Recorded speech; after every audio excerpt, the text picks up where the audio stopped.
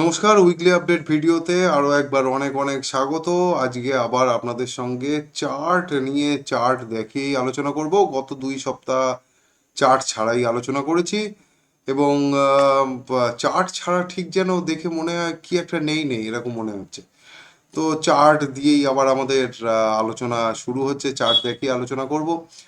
আর এই সপ্তাহে শুক্রবারের পর থেকে তো ঘটনাক্রম এমনভাবে ঘটেছে যাতে যে মিডল ইস্টের যুদ্ধটা চলছিল সেই যুদ্ধটা কিন্তু এবারে একটু একটু যেন ঘোরালো হচ্ছে। যুদ্ধটা একটু ঘোরালো হয়ে যাচ্ছে, তার কারণ এতক্ষণ পর্যন্ত শুধুমাত্র মিলিটারি এয়ারবেস বা অন্য কোনো আর কি ওরকম সামরিক ঘাঁটি যা যা রয়েছে তার উপরই যুদ্ধটা সীমাবদ্ধ ছিল।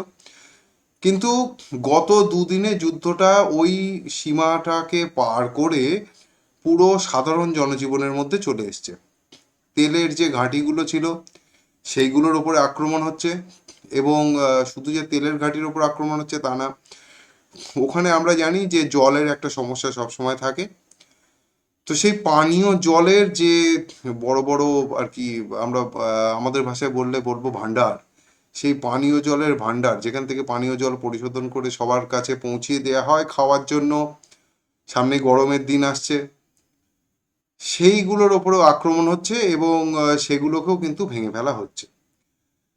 এবার এই ধরনের অবস্থায় ইরানের ওপরে যেভাবে হামলা চলছে, ইরান কিন্তু ডু অর ডাই সিচুয়েশনের মধ্যে রয়েছে। তো উল্টো পাল্টা আক্রমণ ইরানের তরফ থেকেও হবে এবং এরটা তাড়াতাড়ি একটা খুব তাড়াতাড়ি আমার মনে হচ্ছে এর একটা ফয়সালার দিকে যাবে। হ্যাঁ, হয়তো শীত যুদ্ধ যেমন চলে তেমনভাবে চলবে, ধীরে ধীরে দুটো একটা চকলেট বোম ফাটানো যেরকম এদিক ওদিক থেকে চলছে সেইগুলো চলবে। এত বেশি ধোঁয়া হয়তো উঠবে না, তার কারণ আমরা যে পৌরসভায় বাস করি সেই পৌরসভা থেকে ইতিমধ্যেই প্লাস্টিক বন্ধ করার নির্দেশ দিয়েছে, বলেছে যে ক্যারি ব্যাগ ব্যবহার করবেন না, ক্যারি ব্যাগ ব্যবহার করলে পরিবেশের দূষণ হচ্ছে। কারণ ওইদিকে তেল টেল যে পরিমাণে পোড়াচ্ছে এবং যত টন টন বোম ফেলছে তাতে পরিবেশ ভারসাম্য বজায় রাখার দায়িত্ব শুধু আমাদের, এটা আমরা বুঝতে পেরেছি। তো সেগুলোও ঘটেছে। এখন গরম আস্তে আস্তে বাড়ছে, যত গরম বাড়বে ইরানের ওপরে এসে কিন্তু কোনো পাগলামো খাটবে না, কারণ এগুলো হচ্ছে প্রচণ্ড গরম প্রধান দেশ এবং যারা যুদ্ধ করতে আসছে ইসরায়েল বাদে বাদ বাকি সবাই কিন্তু একটু শীত প্রধান দেশের মানুষ। তাদের ওখানে অনেক বেশি ঠান্ডা থাকে এবং তারা এরকম চরম ওয়েদারে যেখানে পাহাড় পর্বত রয়েছে এবং শুষ্ক মরুভূমি রয়েছে সেখানে কিন্তু খুব বেশি যুদ্ধে পটু নয়। এতদিন পর্যন্ত ওয়েদার সাপোর্ট করেছে, ঠিক আছে। ইসরায়েল সঙ্গে আছে বলে গরমকালেও যুদ্ধ সামান্য চলতে পারে, কিন্তু আমেরিকার দাদাগিরি খুব তাড়াতাড়ি কমতে চলেছে। তেলের দাম যেভাবে স্পাইক নিয়েছে লাস্টের দিন সেটা তো ভয়াবহ। আমাদের দিকে হাল্লা হচ্ছে তেলের দাম বাড়বে, গ্যাসের দাম বাড়বে, কিচ্ছু হবে না। তার কারণ যখন তেলের দাম এবং গ্যাসের দাম মাটিতে পড়েছিল আমাদের এখানে কিন্তু তেল বা গ্যাসের দাম কিছুই কমায়নি। সুতরাং আমাদের সরকারের তরফ থেকে এই সময় তেল বা গ্যাসের দাম বাড়ানোটা উচিত নয়, তার কারণ যথেষ্ট প্রফিট করা রয়েছে। এখন সেই প্রফিটের কিছু অংশ কমে গেলেও খুব একটা কিছু যাবে আসবে না, খুব একটা বড় সমস্যা হবে না। তো যুদ্ধ পরিস্থিতি যথেষ্ট ঘোরালো এই সপ্তাহে। আগামী কয়েক সপ্তাহের মধ্যে মনে হচ্ছে যুদ্ধ পরিস্থিতি আর কি বন্ধ হতে চলেছে, যুদ্ধ হয়তো থেমে যাওয়ার মতো জায়গাতেই গিয়ে দাঁড়াবে, হালকা একটু অর্ধেক যুদ্ধ চলতে পারে। কারণ বড় বড় ক্ষতি কিন্তু ইরানের হয়েছে। ইরান এবার একটা মরিয়া চেষ্টা করবে, যদি সেটাই বিফল হয়ে যায় তাহলে কিন্তু ইরানের পক্ষেও দাঁড়িয়ে থাকা একটু মুশকিল হবে। হ্যাঁ, হয়তো আহ, কিছু একটা অ্যাডজাস্টমেন্টের জায়গায় চলে আসবে। তো যাই হোক না কেন, আমাদের সময় খারাপ যার জন্য আমরা দুলছি বাজারে, নয়তো ইসরায়েলের তো বাজার অল টাইম হাইতে থাকার কথা না। ইসরায়েলের বাজার কিন্তু অল টাইম হাইতে রয়েছে। সুতরাং যুদ্ধ যে সব সময় গড়বড় করে তা না, বাজারের সময় মতো বাজার চলে, সেই হিসেবে বাজার চলছে এবং সেই হিসেবেই বাজার চলবে। আমাদের এখন সময় যেটা যাচ্ছে সেটা হচ্ছে কনসলিডেশনের সময়, ওই জন্য আমরা কনসলিডেশন করছি। যুদ্ধ না হলেও আমরা কনসলিডেশন করতাম, কারণ যুদ্ধের জন্য যদি কারেকশন হয় সেটা অন্যরকমভাবে হয়। আমাদের প্রচুর স্টক আছে, যে স্টকগুলো 30-40% নিচে পড়ে গিয়েছে তাদের কিন্তু মানে একবার যে নিচে পড়ে যায় তার তো আর পড়ার জায়গা থাকে না। তো তাদের দাঁড়ানোর জায়গা চলে এসছে, অনেক অনেক স্টক আছে 50% নিচে রয়েছে। বাজারে কিছু কিছু স্টক আছে ওপরের দিকে রয়েছে আর ইন্ডেক্সটা ওপরের দিকে টেনে দাঁড় করে রেখেছি। ইন্ডেক্স তো ওপর থেকে খুব একটা বেশি কারেকশন হয়নি, স্মল ক্যাপের ব্যাপারটা একটু আলাদা। আমাদের দেখতে হবে আগামী সপ্তাহে বাজার কোন দিকে যাচ্ছে এবং কিভাবে চলবে, এবং সেই মতো করে আমাদের পজিশন বানিয়ে কাজ করতে হবে। কারণ বাজার খারাপ, বাজার ভালো বা কারো ওপর দোষারোপ করে ট্রাম্পও খুব বাজে লোক এরকম বলে কোনো লাভ নেই। আমাদের কাজ হচ্ছে বাজারে টিকে থাকা, বাজারে টিকে থাকলেই প্রফিট হবে। তো বাজারে টিকে থাকার জন্য আমাদের যেটা করতে হবে, চার্ট দেখে বুঝতে হবে। তার কারণ খবর আপনি যেটা পান সেটা ঘটনা ঘটার পরে, খবর কোনোদিন আগে আপনাকে কিছু বলবে না, কিন্তু চার্ট আপনাকে যেটা বলে সেটা ঘটনা ঘটার আগে যে কি ঘটতে চলেছে। তো আমাদের চার্ট দেখে বিচার করতে হবে। তো আমি চার্ট দেখে আগামী সপ্তাহে কি ট্রেড করতে চলেছি বা কিভাবে বাজারকে দেখব সেটা আপনাদের সাথে শেয়ার করতে চলেছি এই ভিডিওর মাধ্যমে। এখানে কিন্তু কোনো রকম বাই সেল বা হোল্ডের কোনো রেকমেন্ডেশন দিচ্ছি না। শেয়ার বাজারে বিনিয়োগ করা সম্পূর্ণভাবে বাজারগত ঝুঁকি সাপেক্ষ, এবং আপনার যদি উপযুক্ত প্রশিক্ষণ না থাকে তাহলে আপনি শেয়ার বাজার থেকে প্রফিট করতে পারবেন না। তাই নিজের ফাইন্যান্সিয়াল উপদেষ্টার সঙ্গে কথা বলে তবেই শেয়ার বাজারে বিনিয়োগ করুন, অথবা নিজে শিখে নিয়ে শেয়ার বাজারে বিনিয়োগ করুন। আমার এই ভিডিও কেবলমাত্র আমি কি অ্যাকশন নিতে চলেছি বা আমি কি ভাবছি বাজারকে নিয়ে সেটাই আপনাদের সামনে তুলে ধরার জন্য। তো চলুন শুরু করা যাক আজকের ভিডিও। ও বাবা, সবার প্রথমে যে স্টকটা ধরা রয়েছে চোখের সামনে দেখতে পাচ্ছি তার নাম হচ্ছে ইন্ডিয়া সিমেন্ট। তো ইন্ডিয়া সিমেন্ট স্টকটা যখন খুলেই ফেললাম, এটা তো ওপর থেকে বেশ খানিকটা কারেকশন করেছে দেখতেই পাচ্ছি। প্রায় 480-90 থেকে কমে 380-তে চলে এসছে। তো ওপর থেকে বেশ ভালোই কারেকশন হয়েছে। এর একবার মান্থলি চার্টটা দেখার দরকার রয়েছে। ইন্ডিয়া সিমেন্ট তো আর এলটির মতো না যে বিদেশে সিমেন্ট রপ্তানি করে বা বিদেশে গিয়ে ব্যবসা করে আসে, সেটা করলে অনেকটা বেটার হতো। কারণ বিদেশে যে পরিমাণে ভাঙাচোরা হয়েছে ওখানে তো আবার গড়ার কাজ চলবেই, তো এদের সিমেন্ট লাগতো। এখন যদি এলটি ইন্ডিয়া সিমেন্টের কাছ থেকে মাল তুলে নিয়ে যায়, এলটির যদিও নিজস্ব মালপত্র আছে সব, তো তারপরেও তাহলে এদের একটুখানি ভালো হবে। যাই হোক, দেখা যাক, 10 মিলে করি কাজ। এখন এই যে জায়গাটা ছিল, এই জায়গাটাকে পার করার জন্য এখানে একবার 2024 সালে চেষ্টা করেছিল, পারেনি।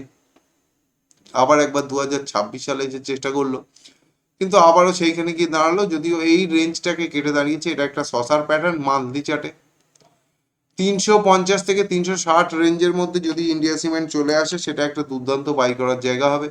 দুর্দান্ত বাই করার জায়গা হবে 350 থেকে 360 এই রেঞ্জে আসলে।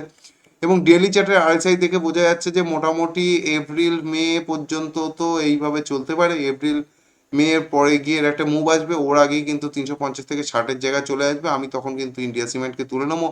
ইন্ডিয়া সিমেন্টের চার্ট অত্যন্ত সুন্দর, কিন্তু আবারও এখানে বলে রাখছি, কোনো রকম বাই করার রেকমেন্ডেশন আমি দিচ্ছি না আপনাদেরকে ইন্ডিয়া সিমেন্টে। আমি নিজে কিনতে চলেছি 350 থেকে 60 রেঞ্জে আসলে, সেটা আমি আপনাদের সাথে শেয়ার করলাম। তো চলুন বাজারের বর্দা, আমাদের বাজারের নিফটি। নিফটি লাস্টের দিনকে দুর্দান্ত কেটেছে। এখানে একটা মানে এখানে যে প্যাটার্নটা তৈরি হয়েছিল, খুব ভালো একটা প্যাটার্ন তৈরি হয়েছিল, সেটাকে আবার নেগেটিভ করে দিয়েছে। এই যে দাগটা রয়েছে, এই দাগটার মাহাত্ম দেখুন, পরপর দুদিন প্লাস হওয়ার পরেও এই দিনকে ওপরে উঠে কিন্তু এই দাগেই ধাক্কা খেয়ে আবার পরের দিনকে নেমে গিয়েছে। এই দাগটার মাহাত্ম খুবই। এই দাগের ওপরে বাজার যদি উঠে যেতে পারে আবার, তাহলে আবার ওপরের দিকে যাবে, নয়তো সাইড ওয়েজ টু হালকা ডাউন ট্রেন্ড থাকবে। আরএসআই সেরকম ইন্ডিকেশন দিচ্ছে। আরএসআই কে ওপরে উঠে দাঁড়াতে গেলে আরএসআই কে 50-এর ওপর উঠে আসতে হবে। আরএসআই 50-এর ওপর উঠে গেলেই জানবেন এখান থেকে আবার রিভার্সালের সাইন চলে আসবে। একবার 60 মিনিটের চার্ট দেখার দরকার হয়েছে। 60 মিনিটের চার্টে এখনো ডাউন ট্রেন্ড রয়েছে, ডেলি চার্টেও তাই আছে। উইকলি চার্ট বলছে যে মোটামুটি 24,000-এ এই সপ্তাহে চলে আসতে পারে। এই সপ্তাহে অর্থাৎ এখান থেকে 450 বা 400 পয়েন্টের একটা কারেকশনের সম্ভাবনা কিন্তু এই সপ্তাহতেও রয়েছে নিফটিতে উইকলি চার্ট হিসেবে। সেই লেভেলটাকে যদি হোল্ড করতে পারে সেটা খুব ভালো হবে, অর্থাৎ 24,000-এর লেভেলটাকে হোল্ড করতে পারলে খুব ভালো হবে। 24,000-এর লেভেল যদি হোল্ড করতে না পারে তাহলে কিন্তু সমস্যা হবে নিফটিতে। ধরে নিন আপাতত মোটামুটি 2026 পুরো এবং 27-এর খানিকটা নিফটি কিন্তু আন্ডার পারফর্ম করবে, এবং 27-এর পরে গিয়ে আবার নিফটি আউট করবে বা আস্তে আস্তে আবার ব্রেকআউট হবে। যদি 24,000-কে কেটে দেয়, 24,000-কে কাটা নিফটির জন্য একদম ভালো হবে না, তাহলে উইকলি চার্টেও আরএসআই যথেষ্ট বাজে হয়ে যাবে এবং একটা লম্বা সময়ের ডাউন ট্রেন্ডকে উল্লেখ করবে। আর এই সাদা দাগ যেটা কাটা রয়েছে 24,850, যেখানে একটা হিউজ রেজিস্ট্যান্স নিফটি পাবে, ওই লেভেলটা কেটে ওপরে উঠতে পারলেই তাহলে কিন্তু আবার বাজার ওপরে টিকবে। মোটামুটি ধরে নিন 24,850 থেকে 25,000 বড় রেজিস্ট্যান্স জোন থাকছে নিফটির জন্য। আর নিচে 24,000 বড় সাপোর্ট থাকছে। ব্যাংক নিফটি 56,700 একটা বড় সাপোর্টের জায়গা থাকবে। 56,500ই ধরুন, 56,500 একটা বড় সাপোর্টের জায়গা থাকবে এই সপ্তাহের জন্য। অর্থাৎ এই সপ্তাহে 1200 থেকে 1300 পয়েন্টের একটা কারেকশন ব্যাংক নিফটিতে আসলেও আসতে পারে। ডেলি চার্টের হালত ব্যাঙ্ক নিফটির একটু খারাপ হয়ে গেল, ডেলি চার্ট খুব ভালো ছিল সেটা খারাপ হয়ে গেল, কারণ আরএসআই দেখুন মুখ থুবড়ে নিচে পড়ে গিয়েছে। আরএসআইয়ের এই মুখ থুবড়ে নিচে পড়ে থাকাটা ঠিক না, আরএসআইকে 50-এর উপর উঠতে হবে ব্যাঙ্ক নিফটি থেকে আবার শক্তপোক্ত হতে গেলে, নয়তো ওই 56,500 যেখানে বললাম সেখানে কিন্তু স্বাচ্ছন্দ্যে ব্যাঙ্ক নিফটি চলে আসার ক্ষমতা দেখাচ্ছে। ইউএসডি আইএনআর এই চার্টের থেকেও ভালো আপনাদের লাগবে। উইকলি চার্ট দেখুন RSI strong, all time high closing এসছে, তো ডলার এই টার্গেট যেটা অ্যাচিভ করেছিল তারপরেও এখনো স্ট্রেংথ ধরে রেখেছে, এবং চারপাশের যে হাল হকিকত দেখা যাচ্ছে তাতে এই র্যালি 100 পর্যন্ত নিয়ে যাওয়ার সম্ভাবনা রয়েছে। আমি খুব দায়িত্ব নিয়ে বলছি, এই র্যালি কিন্তু ডলার ইস্টু রুপিকে 100 পর্যন্ত নিয়ে যেতে পারে, অর্থাৎ $1 সমান ভারতীয় টাকায় 100 টাকা হওয়ার সম্ভাবনা ইউএসডি আইএনআরে কিন্তু দেখা যাচ্ছে।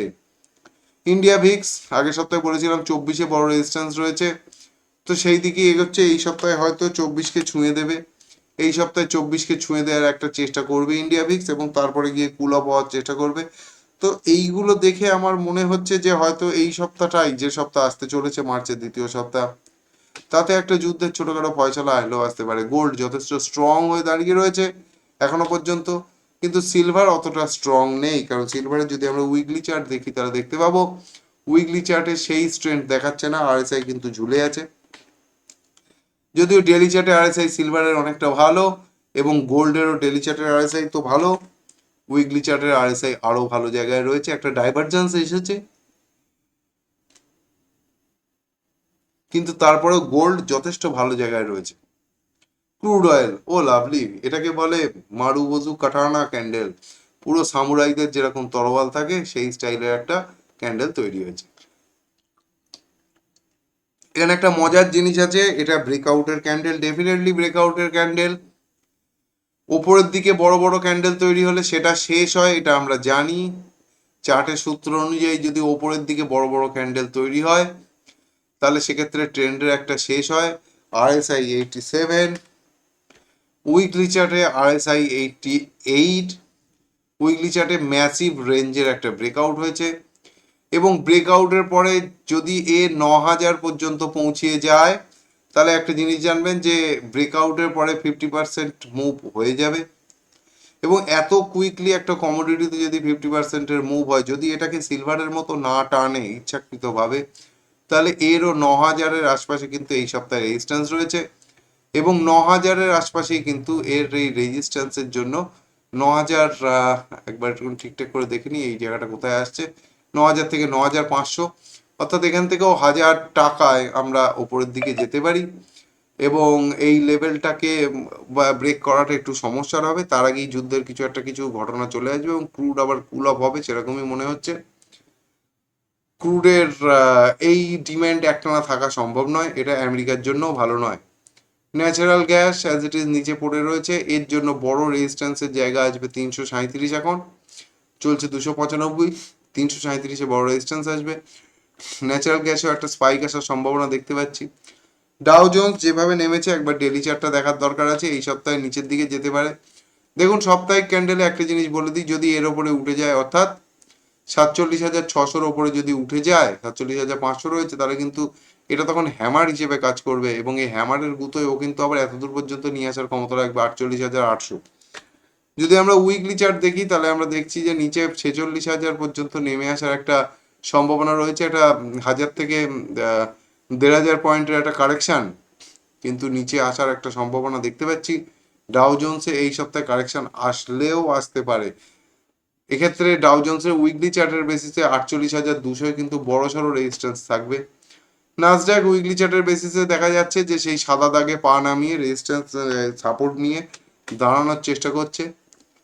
ডেইলি চার্ট দেখে যেটা মনে হচ্ছে সাইডওয়েজ যেভাবে গিয়েছে তাতে একটা নিচে মুভ আসতে পারে, নিচে মুভ আসলেও এই জায়গায় কিন্তু সাপোর্ট নিয়ে নেবে 23,900, 23,900 কিন্তু বড় সড়ো সাপোর্ট পেতে চলেছে নাসডাক আপাতত।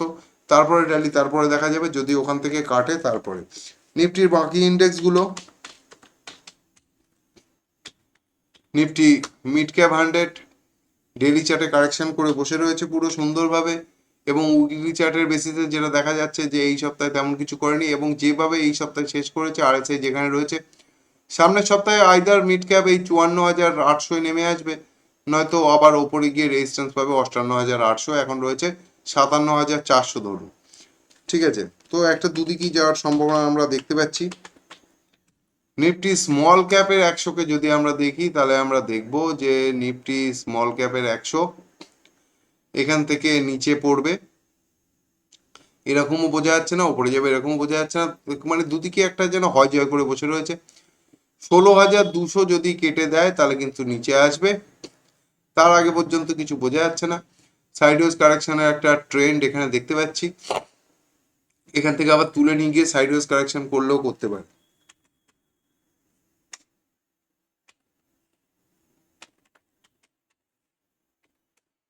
Nifty micro cap same to same ভাবে চলছে, এখান থেকে যদি কাটে তাহলে নিচের দিকে আসবে, আর না হলে আবার ওপরের দিকে টেনে নিয়ে যাবে। এই জায়গাটায় এই সপ্তাহে 20,300 কাটলে কিন্তু বেশ খানিকটা নিচে নেমে আসবে মাইক্রো ক্যাপ, নয়তো এই সপ্তাহে আবার ওপরের দিকে যাবে।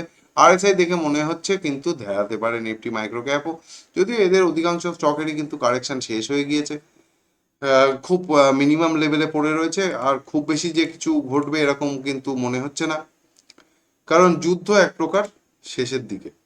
গরম যত বাড়তে থাকবে এবং যেভাবে তেলের দাম বেড়েছে তাতে বেশি দিন এইটা উপরের দিকে থাকবে না, একটা কিন্তু কারেকশন আসন্ন এবং ঝপাত করে কারেকশন হবে তেলের দামে। সেক্ষেত্রে কিন্তু আমাদের বাজার হঠাৎ করে কিছু একটা খবর আসবে, বাজার আবার নিজেকে চাঙ্গা করে নেবে। কারণ দেখুন, যদি ওপর থেকে হুড়মুড় করে পড়ার হতো সেটা এতদিন পড়ে যেত, কারণ যুদ্ধ শুরু হওয়ার আগেই কাজ যা হওয়ার হয়ে যায়। যদি ওঠার হতো সেটাও হয়ে যেত, অনেক ভালো ভালো খবর এসেছিল, তাতেও কিছু উঠেনি। তার মানে বাজার বলতে চাচ্ছে যে আমি ধেড়াতে চাইছি। বাজার যখন ধেড়াতে চাইছে তখন বাজার স্মার্টলি ধেড়াবে। সেই জন্য এখান থেকে এই সপ্তাহে নিচে কাটার সম্ভাবনা একটু যেন কম দেখতে পাচ্ছি। সাইকোলজি বলছে যে সাইডে যাওয়ার জন্য একটু উপরে এই সপ্তাহে তুলে তারপরে আবার কিছু না কিছু করবে।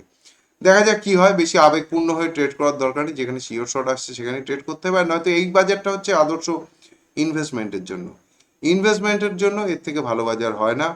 সঠিক সঠিক মাল ঠিক ঠিক দামে পাওয়া যাচ্ছে, এই টাইমে তুলে রাখতে হয়। এই টাইমে প্যানিক করলে কিন্তু ভবিষ্যতে গিয়ে দুঃখ হবে। আর 2-3 মাসের মধ্যে বাজারে একটা র্যালি আসতে চলেছে, খুব বড় সড়ো র্যালি। আশা করছি স্টকগুলো বেছে নেওয়া যাবে, কোনগুলো 50% মুভ দিতে পারে 1-1.5 মাসের মধ্যে, সেই মতো করে কাজ করতে হবে। কিন্তু এইটা হচ্ছে কেনার জায়গা, এইটা কেনার সময়, এই সময় কিনতে হয়। তো সবাই ভালো থাকুন, সুস্থ থাকুন এবং যুদ্ধ দেখে অনেক মজা করুন, এই শুভকামনা জানিয়ে আজকের ভিডিও এখানেই শেষ করছি। জয় ভোলেনাথ।